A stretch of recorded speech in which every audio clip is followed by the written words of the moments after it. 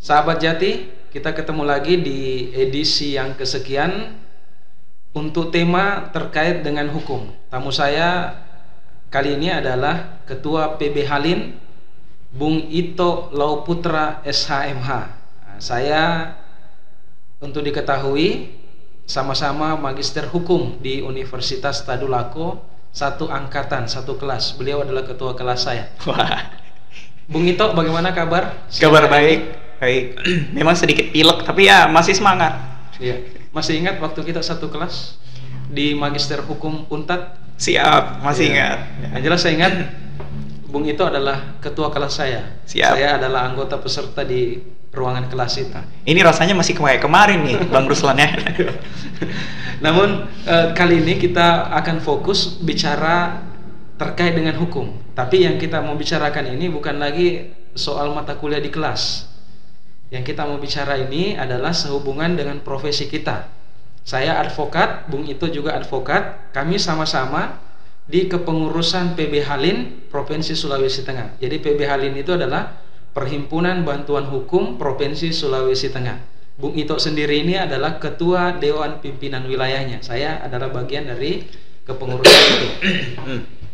Dalam kesempatan kali ini kita akan membahas, Bung Ito mendiskusikan terkait dengan orang yang berhadapan dengan masalah hukum. Nah, sebagai pengantar, siapa saja tentu tidak mengharapkan masalah, tidak mengharapkan dia berhadapan dengan masalah hukum.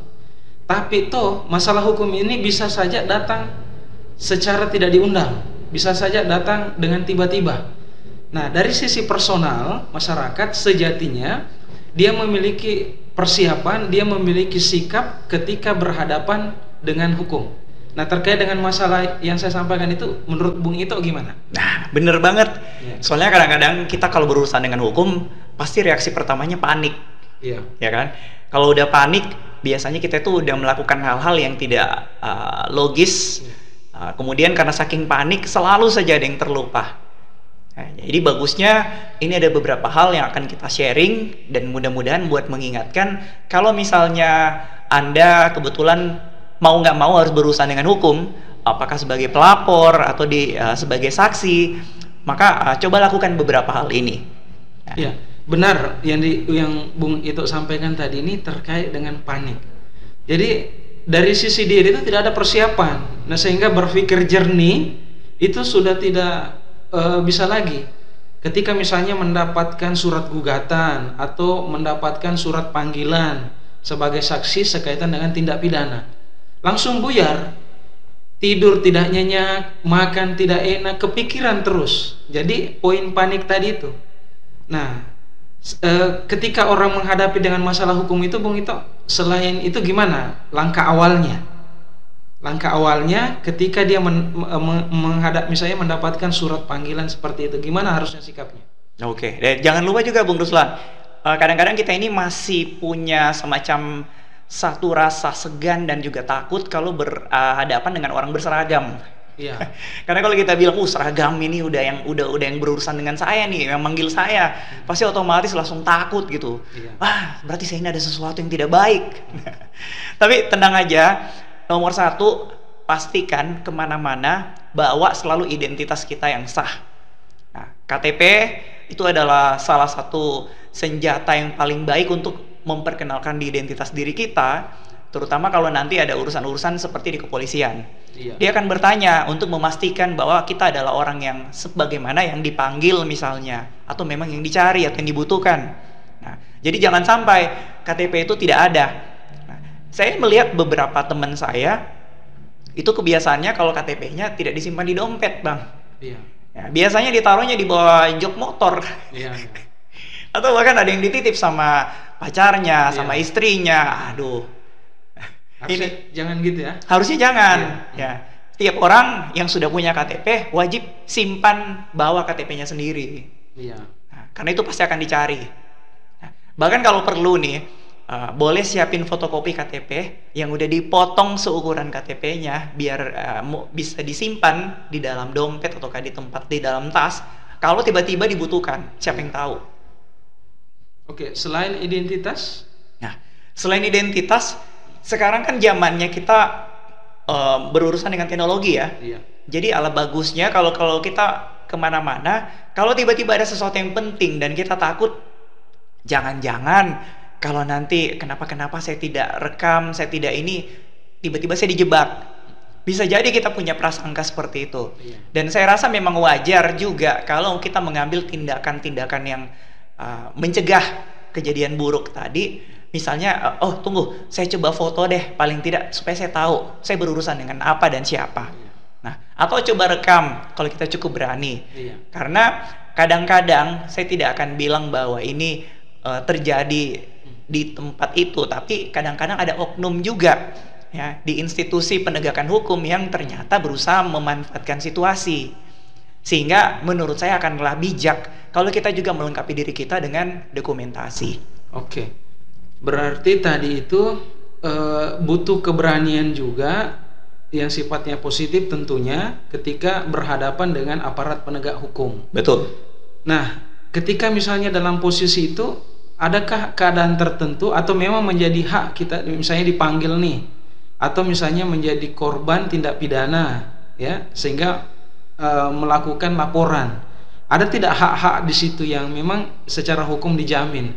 Misalnya meminta surat bukti tanda terima laporan dan sebagainya.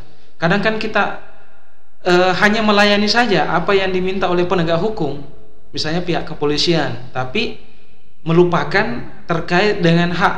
Nah, apakah memang dalam prakteknya atau misalnya dalam pengalamannya Bung Ito ada hak-hak juga yang penting diketahui oleh masyarakat yang berhadapan dengan masalah hukum, yang hal itu sejatinya diminta dalam proses itu? Gimana Bung Ito? Oke. Nah, yang pertama dulu ya, karena ada beberapa sudut pandang. Yang pertama, kalau kita menjadi pelapor. Iya. Nah, kalau kita datang ke polisi, kita kan biasanya akan menyertakan identitas kita, kemudian kita akan menceritakan apa yang terjadi. Karena nanti kepada polisi yang menerima laporan kita akan menentukan apakah ini lanjut untuk memang bisa diproses secara hukum. Iya. Dan kita akan diminta untuk melakukan BAP, ya, berita acara pemeriksaan.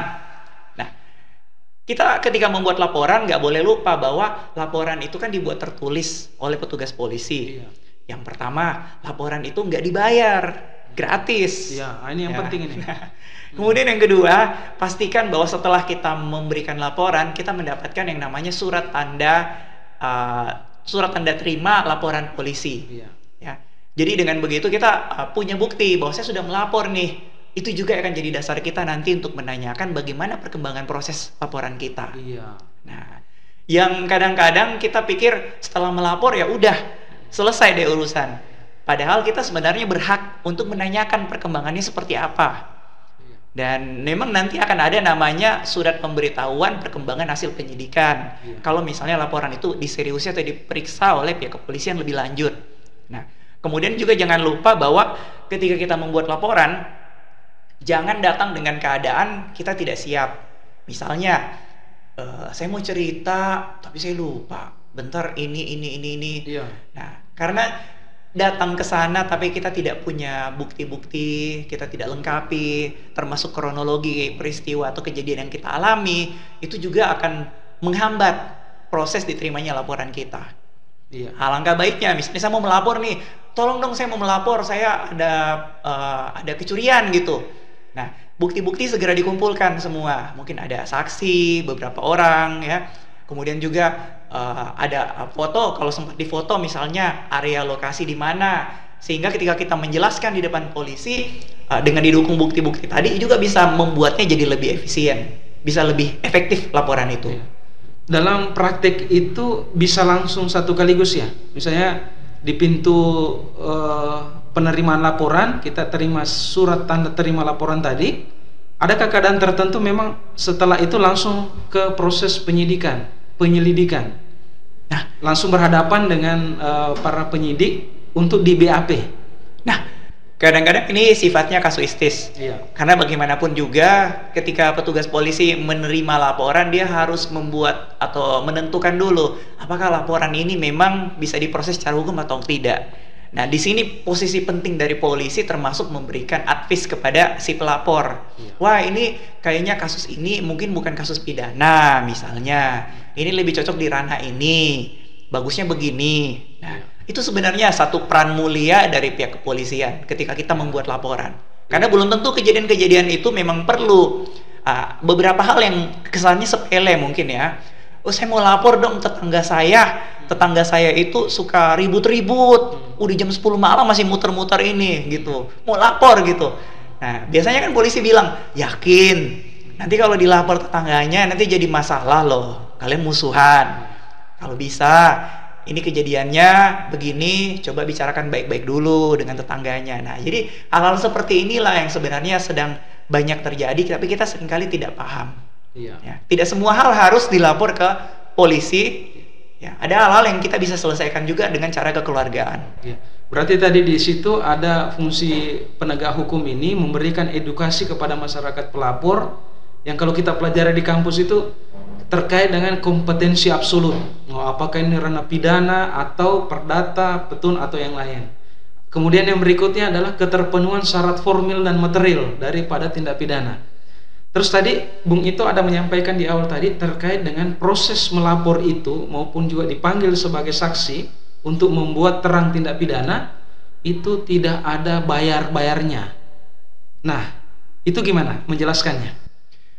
Nah, ini memang ada beberapa kekeliruan. Saya kira kalau saya harus terus terang, ini bukan kesalahan dari institusi kepolisian, tetapi kadang-kadang masyarakat salah menerjemahkan bagaimana ketika dia berhadapan dengan hukum. Ya, ada persoalan seperti ketika dia mungkin menuntut atau menghendaki terjadinya gelar perkara. Kemudian gelar perkara itu berarti dia berharap harus ada operasional. Misalnya dia harus membayar sejumlah uang misalnya kepada polisi untuk melakukan gelar perkara. Nah, sebenarnya kan tidak seperti itu. Tetapi masyarakat yang kadang mendesak, inginnya buru-buru, pengennya begini, harus begini. Seolah-olah masyarakat lah yang mau membentuk hukum. Ini saya nggak menyayangkan. Kalau saja kita paham bahwa misalnya nih, dari tugas-tugas atau kerja dari kepolisian sebenarnya udah ada SOP-nya. Tetapi kita seringkali berusaha melanggar SOP itu. Kita maunya, kalau bisa jalan pintas, kenapa harus jalan ribet? Nah, ini semoga bisa jadi sesuatu yang disadari oleh masyarakat kita bahwa ada fungsi dan tugas masing-masing. Izinkan mereka berjalan dengan fungsi dan tugasnya tersebut.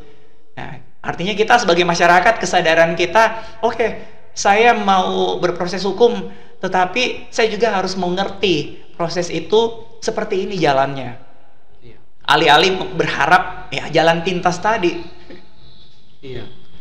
Walaupun secara normatifnya konsepnya bahwa proses melapor itu tidak dipungut biaya. Iya. Karena menjadi bagian tugas dan fungsi daripada aparat penegak hukum CQ kepolisian tadi.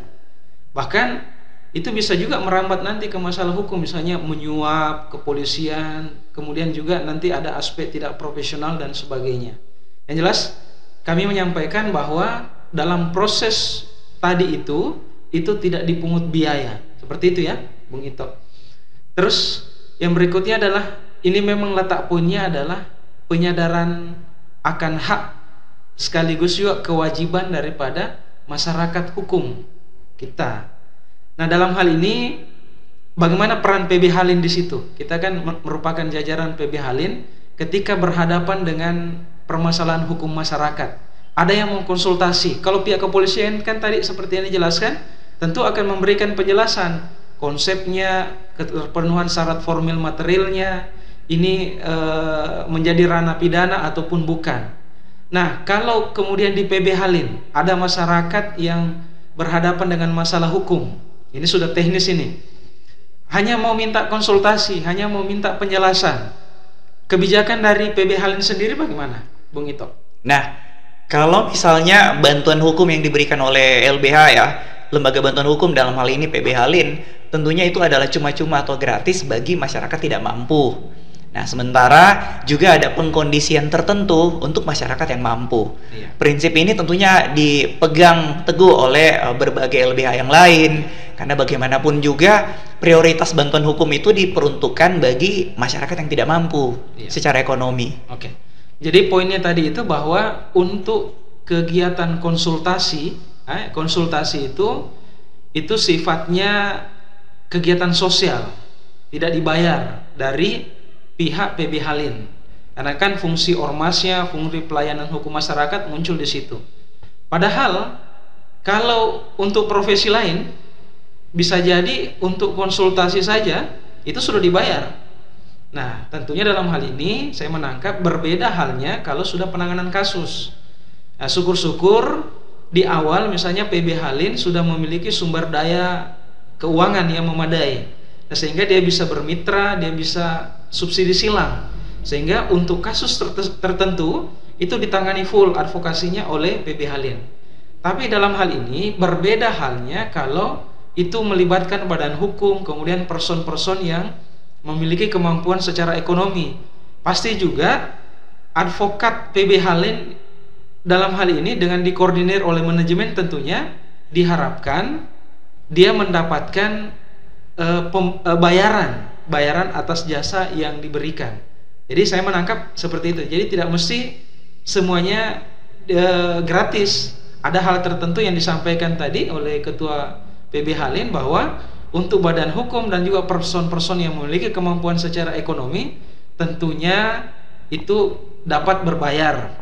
Tapi plusnya di sini adalah untuk konsultasi itu gratis, tidak dibayar. Walaupun kita tahu untuk menjadi seorang advokat ini dia harus sekolah hukum dulu, kemudian ikut PKPA, ikut ujian, uang yang habis di situ itu dari sarjana hukum saja menjadi advokat itu juga bisa puluhan juta. Nah, kalau kemudian gratis, ini luar biasa. Ada lagi yang mau disampaikan, Bung Ito?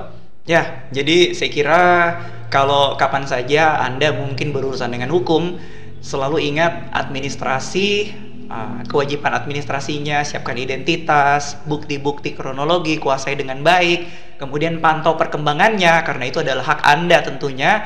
Jangan sungkan untuk berkomunikasi dengan pihak kepolisian yang memproses laporan ataupun memanggil Anda sebagai saksi. Nah, saya lupa sebutkan tadi, kalau misalnya Anda dapat surat panggilan sebagai saksi, kalau bisa jangan mangkir ya.